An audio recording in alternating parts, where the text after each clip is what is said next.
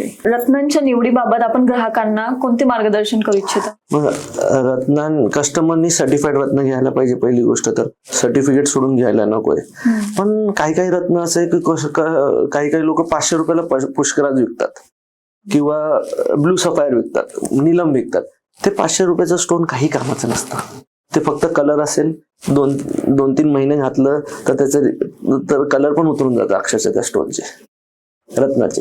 तर ग्राहकांनाही लक्षात आलं पाहिजे जिथे कमी प्राइस आहे तिथे तुम्हाला नाही. कमी प्राइस असं नाहीये मॅडम. मोती येतो ना, मोती 500 रुपयाचा पण येतो.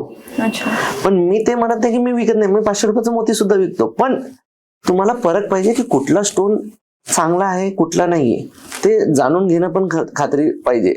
आता जो पुष्कराज 500 रुपये येऊ शकत नाही ते लोक 500 रुपयाला विकतात आणि म्हणतात त्याला इफेक्ट होणार, तर ते इफेक्ट होणारच नाही त्या गोष्टी.